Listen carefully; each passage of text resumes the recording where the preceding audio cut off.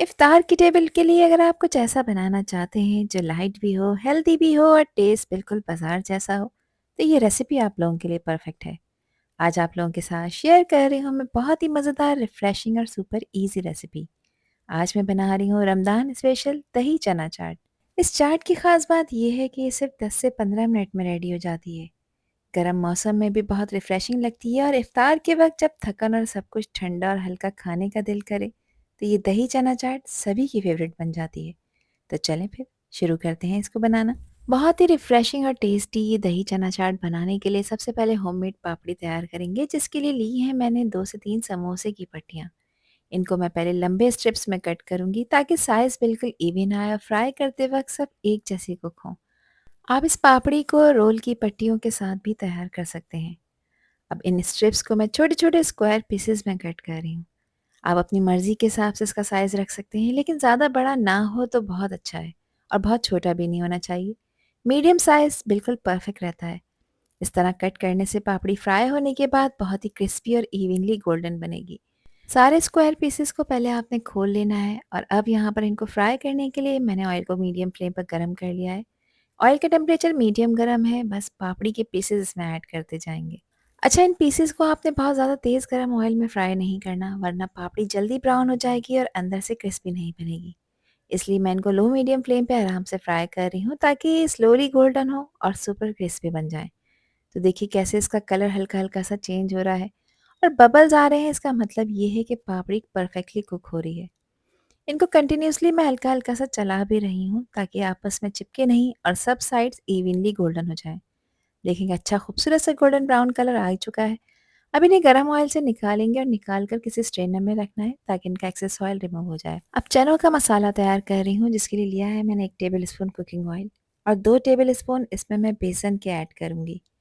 अब बिल्कुल low flame रखनी है और बेसन को कंटिन्यूअसली स्पैचुला या स्पून की हेल्प से आपने चलाते रहना है, वरना ये जल भी सकता है और टेस्ट ख़राब हो सकता है। तो स्लोली आपने इसको भूनना है, थोड़ा-सा एक कलर चेंज करेगा और बहुत ही अच्छी-सी खुशबू भी आना शुरू हो जाएगी।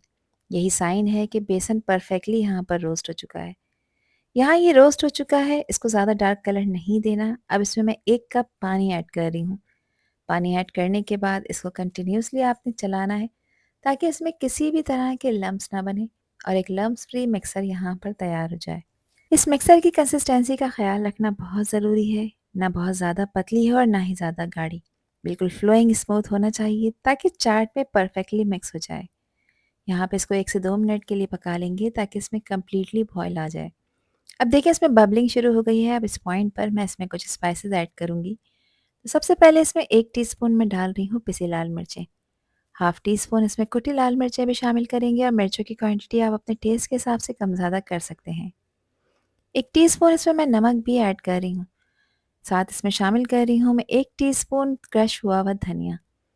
हाफ़ टी स्पून इसमें ज़ीरे का पाउडर भी शामिल करेंगे और धनिया और ज़ीरे दोनों को ड्राई रोस्ट कर मैंने इसमें ऐड किया है, फ्लेवर बहुत अच्छा आता है। अच्छे फ्लेवर के लिए 1 टीस्पून चाट मसाला भी शामिल करेंगे। अच्छी तरह से इन सभी स्पाइसेस को पका लेंगे तकरीबन 2 से 3 मिनट के लिए, ताकि इनका जो कच्चापन है वो ख़त्म हो जाए। ये सारे स्पाइसेस इस बेसन वाले मिक्सर के साथ मिक्स होकर चना चाट को बनाएंगे बिल्कुल स्ट्रीट स्टाइल और चटपटा। अच्छे कलर के लिए इसमें मैंने 1 चुटकी ऑरेंज फूड कलर डाला है। देखिए ये ऑप्शनल स्टेप है, बस आप ऐड करेंगे तो इससे जो इसका कलर है वो स्ट्रीट स्टाइल आएगा, अदरवाइज़ कोई इश्यू नहीं है, आप इसे स्किप कर सकते हैं। लो फ्लेम पे इसको लगातार चलाते हुए आपने पकाना है ताकि इसका टेक्सचर थोड़ा-सा थिक हो जाए और इसका कलर भी थोड़ा डार्क हो जाए। इसे ज़्यादा ड्राई नहीं करना, सिर्फ़ इतना पकाना है कि रॉ बेसन का टेस्ट बिल्कुल भी ना आए और एक स्मूथ ग्लॉसी सा टेक्सचर बन जाए। इसमें मैंने 3 से 4 टेबल स्पून डाले हैं इमली का पल्प। 2 टेबल स्पून इमली को मैंने पानी में डिप किया था, उसके बाद इसका छिलका उतार कर इसमें ऐड कर दिया है। अच्छी तरह से इसको मिक्स कर लेंगे। इमली की क्वांटिटी आप अपने टेस्ट के हिसाब से कम और ज़्यादा कर सकते हैं। यहाँ मैंने इसको अच्छी तरह से मिक्स कर लिया है और अब इस पॉइंट पर मैं इसमें 250 ग्राम बॉयल हुए हुए चने ऐड कर रही हूँ। चनों को मैंने रात भर पानी में भिगोया था, सुबह इसका पानी चेंज कर अच्छी तरह वॉश करने के बाद हाफ़ टी स्पून नमक और थोड़ा-सा बेकिंग सोडा ऐड कर इनको मैंने बॉयल कर लिया है। चनों को मैंने 100% बॉयल कर लिया था। अब इसको बहुत अच्छी तरह से मिक्स कर लेंगे ताकि मसाला हर चने के साथ इवनली कोट हो जाए। तो देखिए कैसे हर चना इस खट्टे मसाले में कवर हो रहा है, इसी से आएगा असली फ्लेवर। बस ये रेडी हो चुका है, गैस का फ्लेम ऑफ करेंगे, इसको आपने थोड़ा-सा ठंडा करना है। क्योंकि गरम चनों में सब्जियां ऐड नहीं करेंगे वरना सब्जियां ख़राब हो सकती हैं। ये यहाँ पर थोड़ा-सा ठंडा हो चुका है। अभी भी इसका टेम्परेचर नीम गर्म है। अब इस पॉइंट पर मैं इसमें ऐड कर दूँगी प्याज़। एक मीडियम साइज़ की प्याज़ को मैंने इस तरह क्यूब्स में कट कर लिया है, उसके बाद बर्फ़ वाले पानी में डिप किया था। इससे प्याज़ का क्रंच देर तक रहता है। अच्छी तरह से इसको निचोड़ कर इसमें ऐड करेंगे। साथ इसमें ऐड कर रही हूँ मैं 2 से 3 हरी मिर्चें जिसको मैंने बारीक कट कर लिया है। अब मिर्चों की क्वांटिटी आप अपने टेस्ट के हिसाब से कम-ज़्यादा कर सकते हैं। 2 मीडियम साइज़ के आलू को मैंने छोटे-छोटे पीसेज़ में कट कर कर हाफ़ टी स्पून नमक डालकर और थोड़ा-सा ऑरेंज फूड कलर भी ऐड कर कर बॉयल कर लिया था, ये इसमें ऐड करेंगे। एक मीडियम साइज़ का टमाटर है जिसको मैंने छोटे-छोटे पीसेज़ में कट कर लिया है। इसमें खीरा भी ऐड कर रही हूँ, मैंने आधी खीरे का इस्तेमाल किया है और खीरे की भी मैंने बारीक कटिंग करी है। 2 से 3 टेबलस्पून बारीक कटा हुआ हरा धनिया भी इसमें शामिल कर देंगे और इन सब चीज़ों को जेंटली मिक्स करेंगे ताकि सब फ्लेवर्स अच्छी तरह से कंबाइन हो जाएँ। तो देखें कितने प्यारे कलर्स आ गए हैं। रेड, ग्रीन और गोल्डन चने बिल्कुल टेम्प्टिंग लग रहे हैं और यही फ्रेश इंग्रेडिएंट हमारी दही चना चाट को बनाएंगे बिल्कुल बाजार स्टाइल, लेकिन घर की सफाई और प्यार के साथ। अच्छा, इसको मिक्स करने के बाद आप रख सकते हैं।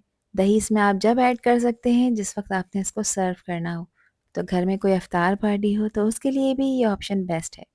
ये यहाँ पर रेडी हो चुका है और अब यहाँ पर मैंने लिया है 2 कप दही। दही ज़्यादा खट्टा नहीं होना चाहिए। इस दही में मैं सिर्फ़ क्वार्टर टी-स्पून डाल रही हूँ नमक। देखिए बाकी सारे स्पाइसेस हम ऑलरेडी चाट में मिला चुके हैं। तो नमक अगर आप ना भी डालेंगे तो कोई इश्यू नहीं है। दही को मैंने बहुत अच्छी तरह से फेंट लिया है। दही में किसी भी तरह के लम्प्स नहीं होने चाहिए। इसका टेक्सचर बिल्कुल रिच और क्रीमी होना चाहिए।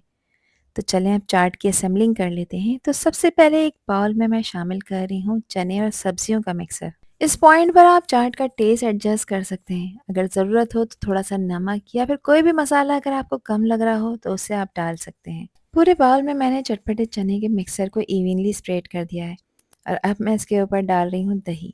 अच्छा, अगर दही थोड़ा ज़्यादा भी हो जाए तो कोई प्रॉब्लम नहीं। ये चाट को और भी ज़्यादा रिफ्रेशिंग बना देता है, स्पेशली रमज़ान के इफ्तार के लिए। और अब इस दही चना चाट के ऊपर मैं स्प्रिंकल कर रही हूँ चाट मसाला। यही स्टेप है जो हर बाइट को बनाता है बिल्कुल चटपटा और इरेस्टिबल। चाट मसाला थोड़ा-सा ही स्प्रिंकल करना है ताकि हर फ्लेवर इवनली डिस्ट्रीब्यूट हो जाए। जो पापड़ी फ्राई कर कर रखी थी वो भी इसके ऊपर इस तरह से गार्निश कर देंगे। और ये स्टेप बनाता है हमारी चाट को बिल्कुल स्ट्रीट स्टाइल। इसकी फाइनल गार्निशिंग के लिए मैंने इस पे स्प्रिंकल किया है बारीक कटा हुआ हरा धनिया। और लीजिए जनाब, हमारी रमज़ान स्पेशल दही चना चाट बिल्कुल तैयार हो चुकी है। ये चाट इफ्तार टेबल के लिए सुपर रिफ्रेशिंग और टेम्प्टिंग है। हर बाइट में आपको मज़ा ही मज़ा मिलेगा। बिल्कुल परफेक्ट स्ट्रीट स्टाइल चाट, लेकिन घर की सफाई और फ्रेशनेस के साथ। तो अगर आपको ये रेसिपी पसंद आई हो तो इसको लाइक और शेयर ज़रूर करिएगा और चैनल पर न्यू है तो चैनल को भी ज़रूर सब्सक्राइब कर दीजिएगा। आपसे फिर मिलूंगी इंशाल्लाह एक न्यू वीडियो में एक न्यू रेसिपी के साथ। जब तक हादिया को दीजिए इजाज़त। अपना बहुत ख्याल रखिएगा, अपनों का भी ख्याल रखिएगा और मुझे भी अपनी प्यारी दुआओं में याद रखिएगा। अल्लाह हाफ़िज़, अल्लाह निगहबान।